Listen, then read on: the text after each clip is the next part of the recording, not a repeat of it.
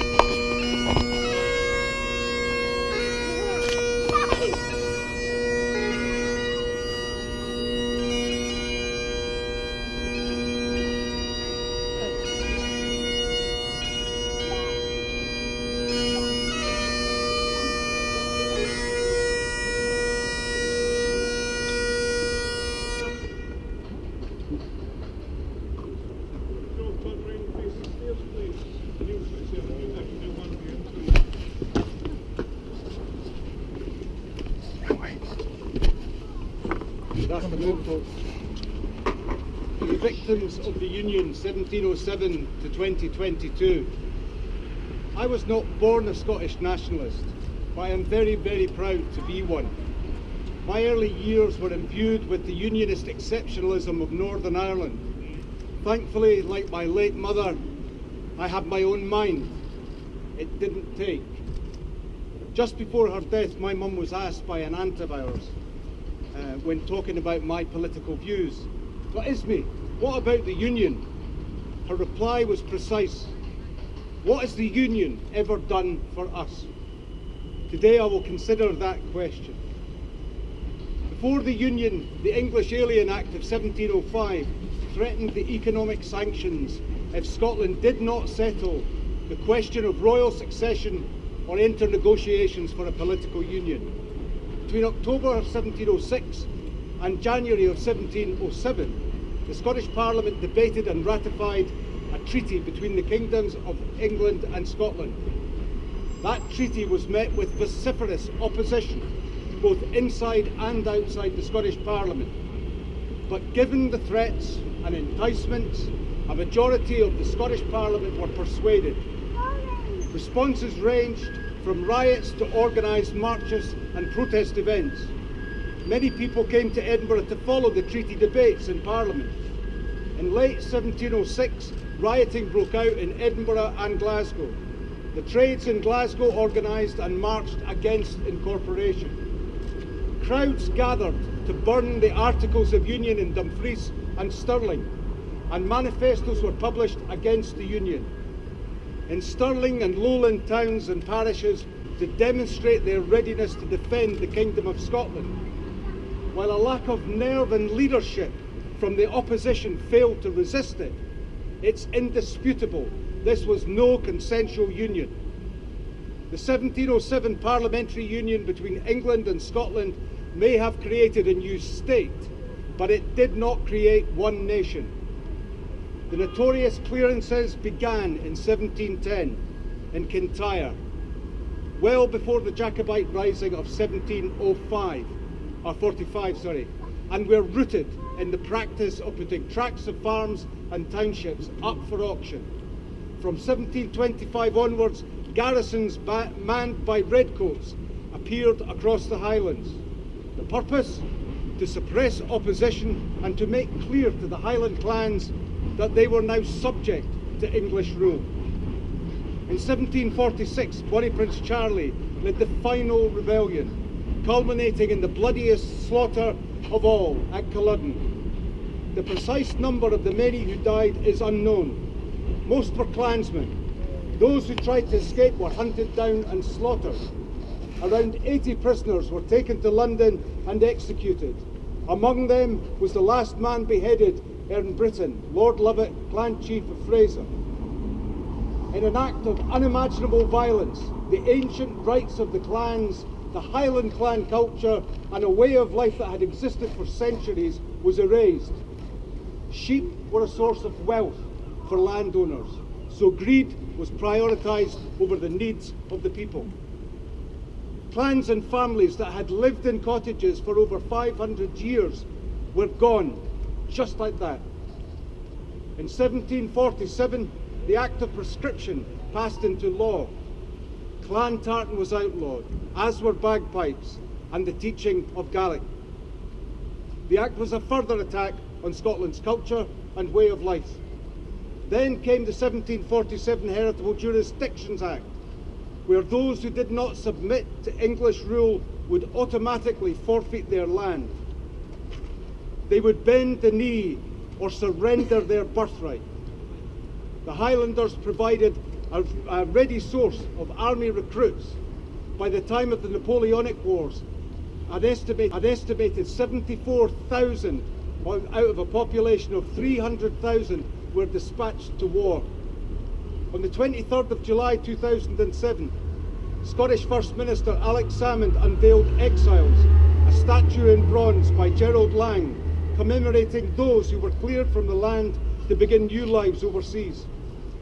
Of course, it so often goes that this is all ancient history and irrelevant to modern Scotland in a respectful union of equals. This is a lie. I don't need to rely on such history. My own life experience tells me so. In my teenage years, Thatcherism stopped the streets of Scotland, laying waste to our industry, our communities, and stealing the pride of working people by removing their livelihood and robbing them of hope. With a loss of purpose and identity, many turned to drink and drugs, whilst deprivation surged. We will never know the true human cost of this, but the grinding poverty that survives in the remnants of once proud communities is a shameful legacy of the pernicious greed mentality at the heart of this union. Westminster closed the mines, shut the steelworks, and squandered Scotland's oil wealth on tax cuts for the rich and infrastructure in the south of England. In 1993, with no permanent NHS jobs available, I left Edinburgh for London. On my return in 2009, it was invigorating to see what Alex Salmond's Scottish Government were delivering for the people. The renewed confidence of identity was intoxicating. Yet over the 8 years since the lie of the vow, a pliant and timid Scottish Government have done more. Stern words are nothing without action. Since 2010, Tory austerity has blighted the lives of the people of Scotland. It is impossible to establish the impact or mortality of the vilified claimants of benefits, of malnutrition, of hypothermia, the removal of mobility support for disabled people, of in-work poverty and child poverty. It's unsurprising to me that with hopelessness, many self-medicate with drink and drugs to soothe the pain of daily life or abandon all hope and submit to suicide. Now the misnomer cost of living crisis is upon us. In reality, we are in the grip of a humanitarian crisis.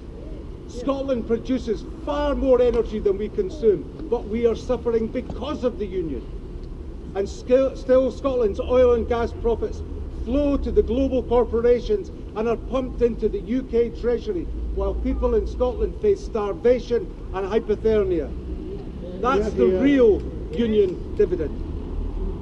It's clear to me that laws which enable such greed to triumph over need are contrary to the evident utility of the people of Scotland. And to circle back, they are contrary to the Articles of Union from 1707. The principle of self-determination of peoples is set out in the UN Charter in paragraph 2 of Articles 1, 73 and 76. In a recently circulating article from UK government advisors, they stated that Scotland satisfies all international legal criteria for statehood with one exception. It lacks the formal authority to enter into foreign relations. I disagree with that analysis. International relationships are a legitimate matter for Scottish MPs who support independence. But Scotland needs MPs with the courage and political will to begin negotiations with the UK and the UN simultaneously to effect withdrawal and re-establish our rightful independence. Thank you.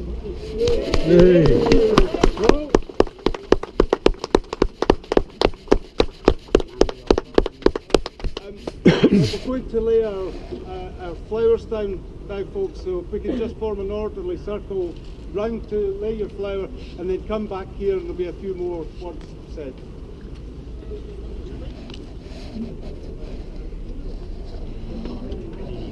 You know, that's the island that they...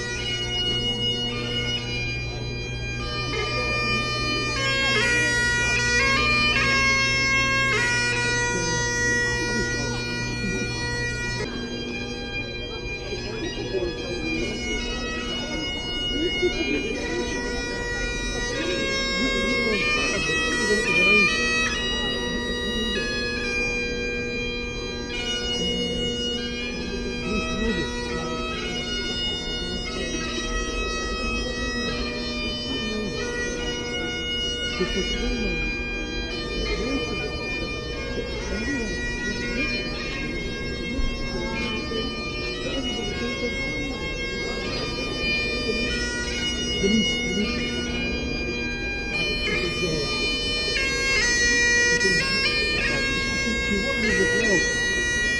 never actually said they were going to be there, but at least as if they were there.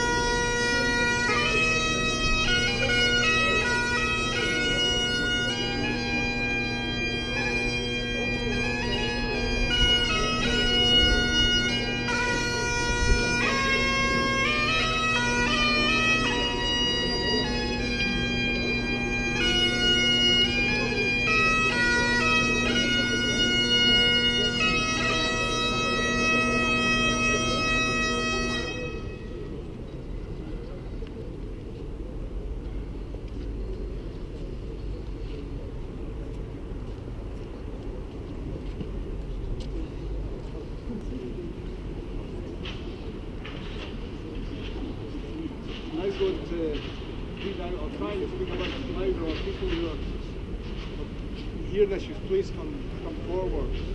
And first of all, I want to thank Brian Kelly, I've known Brian for many years now, absolutely outstanding piper for that beautiful rendition. So for the preservation of our people and our nation, as a preface to the notice to quit. Okay, so for the preservation of our people and our nation, it is necessary for the good of Scotland that her government offices and institutions be cleared of those planted here who seek undeserved reward for personal, not national gain. This unwarranted advantage they claim arises from the blatant abuse of powers and control bestowed by the Act of Union 1707 to the severe and long-standing harm of Scotland and her people. That Act was opposed by almost the entire population of Scotland, entered into for financial and reputational advancement of a parcel of nobles, otherwise known as rogues, and to this of the people over their government. Both sovereignty and simple democracy are denied by Scots by dint of the intransigence, political obstinacy and cowardice of those who serve the electorate of England, partner to the Act of Union 1707. But Scotland's voice is heard this day. It is the voice of a nation entitled to withdraw from a union which was flawed from inception, has served no useful purpose, but which has hobbled, stunted and withheld our progress and development. Today Scotland serves notice that the chains of the unicorn are broken.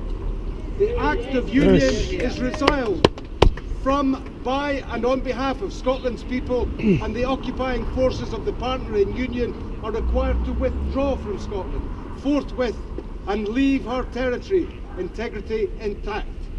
Yes!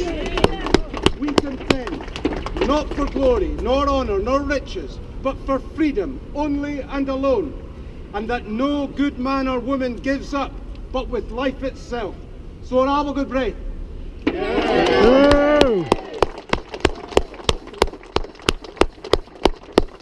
The preface that I've just read was prepared as a document along with the notice to quit, to be delivered to the UK government's new offices here in Edinburgh.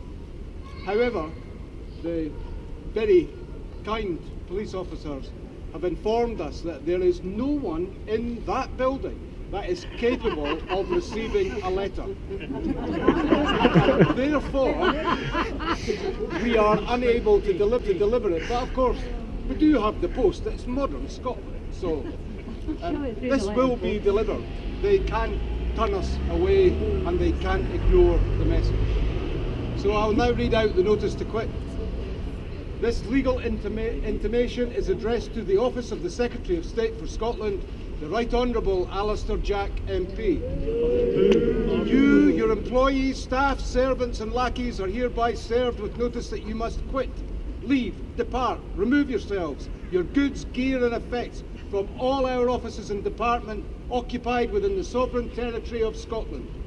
Your removal is justified and required by law as the result of the actions you and your predecessors and colleagues in office.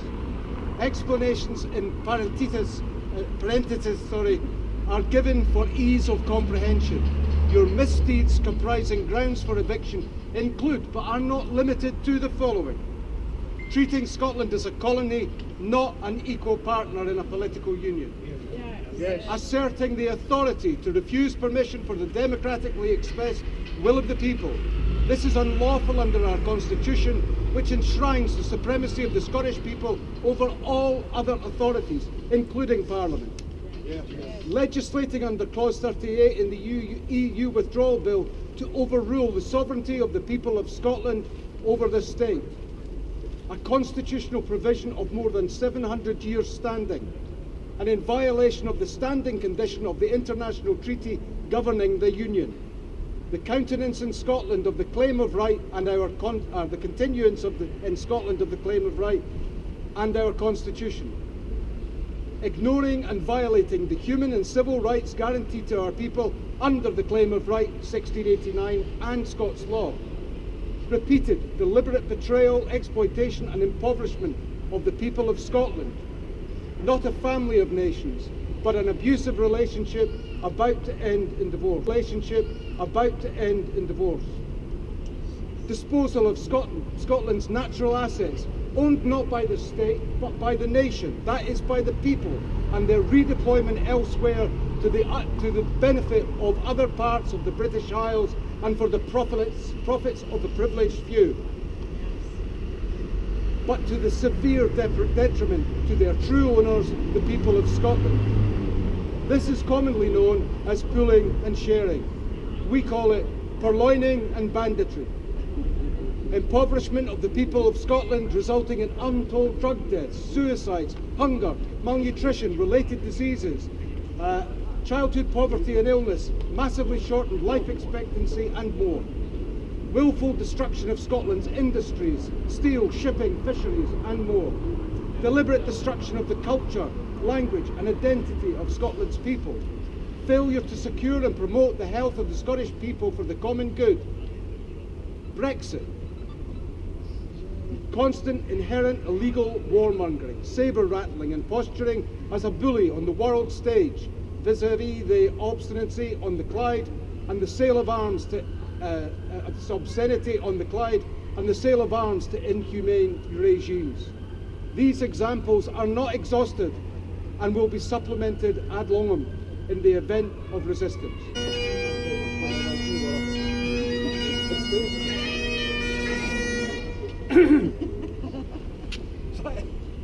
Oh, and one other thing. So I should say thanks very much to Sarah and Salvo, the SSRG out there, and Ian Lawson, and many others, people that you'll know, for working so hard to pull this together. And this is the Edinburgh Proclamation of September 2022. The nation of Scotland has enshrined in its constitution, from the Declaration of the Clergy of 1310 and the Declaration of Arbroath 1320 to the Claim of Right 1689, the supremacy of the Scottish people over all other authorities of state, from which it is clear that the English principle of parliamentary sovereignty is foreign, irreconcilable and unlawful in Scotland. Embodied in the Claim of Right, our Constitution provides that we, the people, lend our power to the government to serve the common good and to uphold our rights and interests. And we may withdraw this loan through the Convention of the Estates, a National Assembly comprised of the communities of Scotland. We may remove any government that fails to serve us or overrules the express wishes of the people. Yes. The Westminster government has grossly and repeatedly violated the provisions of the Claim of Right, a contractual obligation ratified by the nations of Scotland and England in the Treaty of Union 1706. It has ruled Scotland not as an equal partner, but as a colony. It has thwarted the democratic will of the people and disposed of our assets to enrich the privileged few. It has moved to end our ancient sovereignty by replacing it with Westminster parliamentary sovereignty via Clause 38 of the EU Withdrawal Act. Yet the source of legitimate power in Scotland remains, and we will remain, the people of Scotland.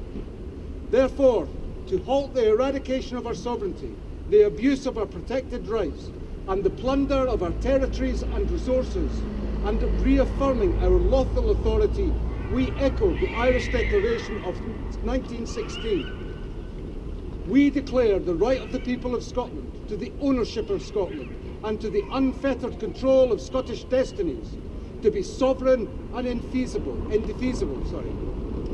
The long usurpation of that right by a foreign government has not extinguished that right, nor can it ever be extinguished except by the destruction of the Scottish people.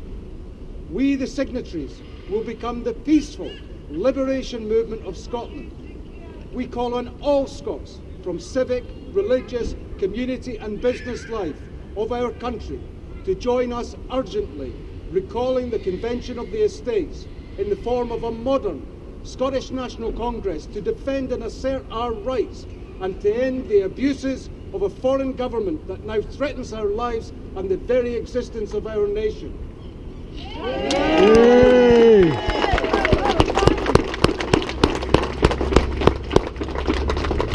Thanks everyone for coming, and thanks to everybody who's been involved in the organisation.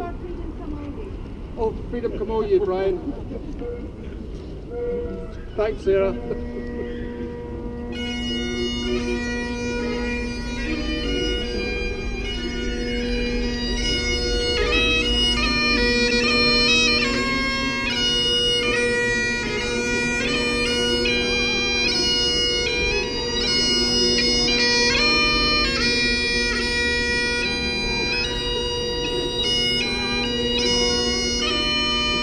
Your mate, can I ask you a question? See the Act of the Union, is that no broken as soon as they move the sovereign powers to England?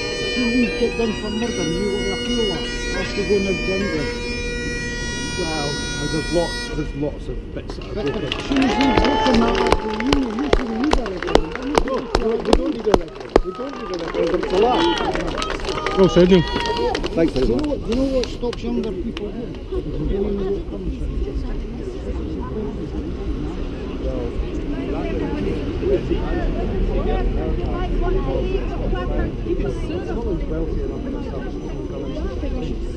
After Czechoslovakia is split into the Czech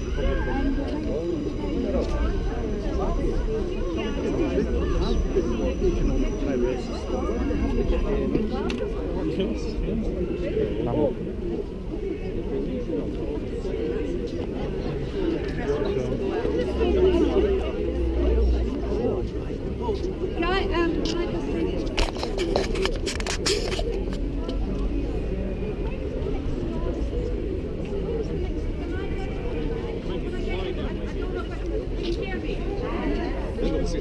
So look out for press releases going. Look out for press releases, announcements from the bloggers later this afternoon. There will be a website going up which will allow everybody to join the Scottish Liberation Movement. And there will be further announcements because all of this, it's already in train and there's nothing that's going to stop us now. Yay!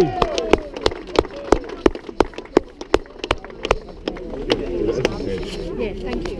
It must be because Saturday's the 3rd.